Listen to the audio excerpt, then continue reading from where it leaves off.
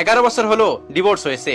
মা অন্য একটি পুরুষের কাছে বিয়ে করেছে, বাবাও সুন্দরী একজন মহিলাকে বিয়ে করেছে। হাসিব পড়ে গেল দুই নাওয়ের মাঝে। মায়ের কাছে গেলে মা বলে তোর বাবার কাছে যা, সেখানে অনেক ভালো থাকবি। কিন্তু মা বোঝে না এই হাসিব শুধুমাত্র মায়ের কাছেই থাকতে চায়। বাবার কাছে আসলে বাবা বলে তোর মায়ের কাছে যা। আসলে হাসিব যাবেটা কোথায়? বাবার কাছে যদি জোর করে 2 দিন থাকতে চাই, তো সৎমা বলে যদি এই ছেলে তোর ঘরে থাকে তাহলে আমি থাকবো না। এইভাবেই সবার লাথি খেয়ে দিন কেটে যায় হাসিবের।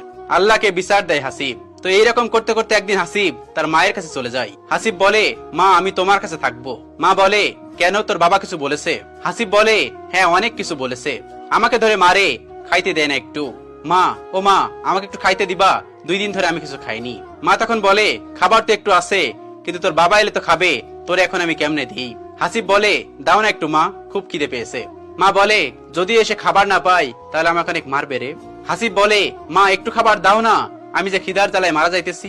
মা তখন বলে আচ্ছা কাল আই, কাল তোকে খাবার দিব। হাসিব বলে তোমার পায়ে পড়ি মা, একটু দাও না খাবার, আমি আর আসবো না, কথা দিলাম। মা বলে আচ্ছা একটু খাইতে দিলে আর আসবি না তো আমার কাছে? হাসিব বলে না মা, আর কখনোই আসবো না, এই উঠোনে আমি আর কখনোই আসবো না। এরপর হাসিবের মা কিছু একটা ভেবে এক মুঠো ভাত নিয়ে আসে হাসিবের জন্য। মা বলে এই নে, তাড়াতাড়ি খেয়ে এখান থেকে চলে যা। হাসিব ভাত দেখে খুব খুশি হয়, আর যখনই সে হাত বাড়িয়ে নিতে যাবে তখনই তার বাবা এসে বলতেছে এই তোকে কতবার বলেছি, এই ছেলে যদি আসে তাহলে আমি তোকে ছেড়ে দিব। এটা বলে ভাতের প্লেটটা ফেলে দেয়। ইনি হলেন হাসিবের মায়ের নতুন জামাই। মা তখন বলতেছে ওর অনেক খিদা লাগছিল তাই একটু খেতে দিয়েছি, ও আর আসবে না। আবার লোকটি বলে উঠলো আবার কথা বলিস, তোর অন্য খানের ছেলে আমি লালন পালন করার দায়িত্ব নিয়েছি নাকি? এখনই চলে যেতে বল, না হলে আমার মতো খারাপ কেউ হবে না। এজন্যই বলি এত খাবার কই যায়। এসব শোনার পর হাসিবের মা বলে ওঠে শুনেছিস, তোর জন্য আমাকে কত কিছু শুনতে হয়, তোর জন্য আমার মার খেতে হয়, তোর জন্য আমার সংসারে সমস্যা লেগেই থাকে, আর কি চাস তুই হাসিব? হাসিব বলে এমন করে বলছো কেন মা, তোমরাই তো আমাকে জন্ম দিয়েছো, আমি কোথায় যাব তোমাদের ছেড়ে?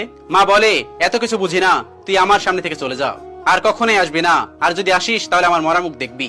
হাসিব রেগে তখন বলতে থাকে আমাকে দেখো না, আমাকে দেখতে চাও না, তবে কেন আমাকে দুনিয়াতে এনেছো? আমাকে যদি খাবার দিতেই না পারো তাহলে কেন আমার এই পৃথিবীর মুখ দেখালে? আমাকে যদি ভালোবাসা দিতে নাই পারো তবে কেন আমাকে নিলে? কি দোষ ছিল আমার, কেন এমন করে নষ্ট হলো আমার জীবন? তোমরা দুজন যদি আমার সন্তান হিসেবে নাই মানবে তবে কেন ভালোবাসার জন্ম দিয়ে আমাকে নিয়ে আসলে? আমার কি দোষ ছিল তোমাদের মাঝে জন্ম নেওয়া? আমার কি ইচ্ছা করে না বাবা মার সাথে থাকতে?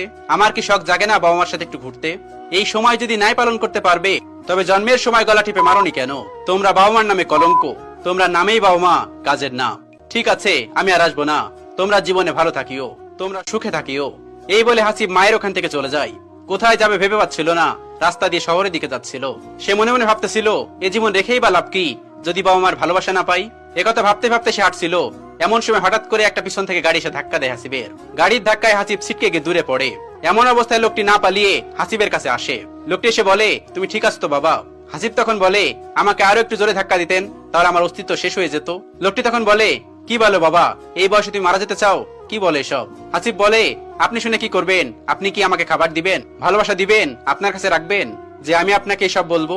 লোকটি তখন বলল আরে বলো না, শুনি না তোমার জীবনের কাহিনী। এরপর হাসিব সবকিছু বলতে থাকে লোকটিকে। লোকটি তখন বলল তোমার এতটুকু বয়সে এত কষ্ট, তুমি আমার সাথে চলো, আমার সাথে তুমি থাকবে। হাসিব তখন বলে না আপনি যান, আমি আমার ব্যবস্থা করে নিব। লোকটি তখন জোরাজোরি করে না এটা বলে তো হবে না, তুমি আমার সাথে চলো, আমি তোমাকে দেখে শুনে রাখবো, আমি তোমাকে বড় করব। হাসিব তখন বলে কিন্তু আপনার ছেলে মেয়েরা কি ভাববে?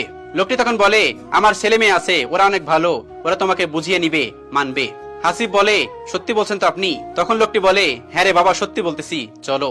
হাসিব তখন বলে ঠিক আছে তবে চলেন। হাসিব তখন বলে আচ্ছা একটি কথা, আপনি আমাকে খাইতে দিবেন তো? লোকটি তখন বলে হ্যাঁ অবশ্যই খাইতে দিব। এরপর হাসিব আর কোনো কথা না বলেই লোকটির সাথে